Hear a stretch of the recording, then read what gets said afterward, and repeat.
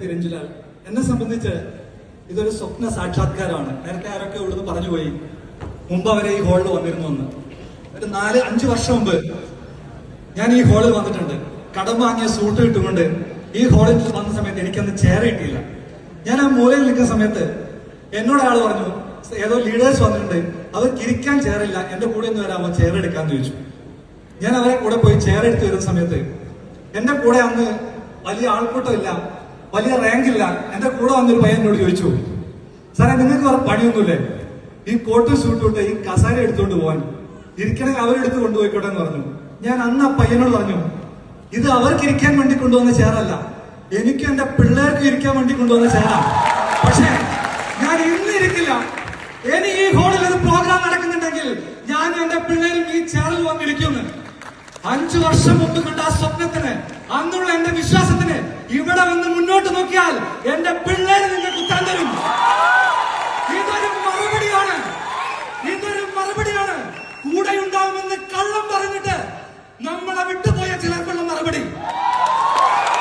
ഫിജിക്കാട്ട് എന്ന് പറയുന്ന സാമ്രാജ്യത്തിൽ നിന്ന് ഇനി ഫിജിക്കാട്ട് മുന്നോട്ടുണ്ടാവില്ല എന്നും ഇത് അവസാനിച്ചു പോയെന്നും നിങ്ങൾ ഈ കമ്പനിയിൽ ഇരുന്ന് തുടർന്നിട്ട് കാര്യമില്ല എന്നും പറഞ്ഞവർ വീണ്ടും നിങ്ങളുടെ മുന്നിൽ വരും.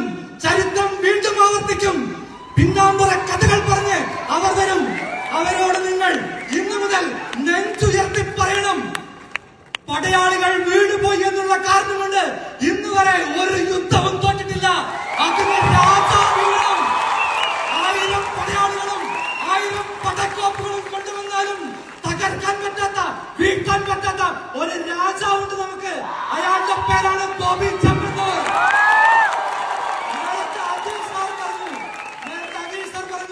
നമ്മളെ വിട്ടുപോയവരോട് നമുക്ക് ക്ഷമിക്കാമെന്ന്.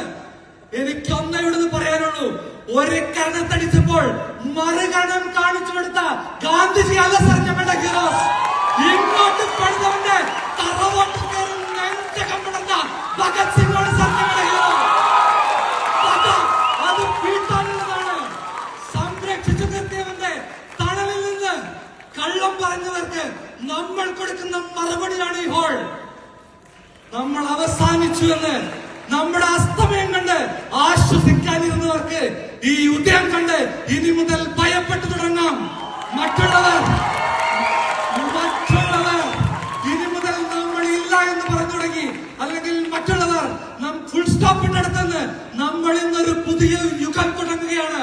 എനിക്ക് നിങ്ങളോട് ഒന്നേ പറയാനുള്ളൂ, നിങ്ങളുടെ കൂടെ നിൽക്കുന്നവന് പറക്കാൻ ചിറകുകളും തിരിച്ചു വരാൻ കാരണങ്ങളും താമസിക്കാൻ വേരുകളും നിങ്ങൾ നൽകുക.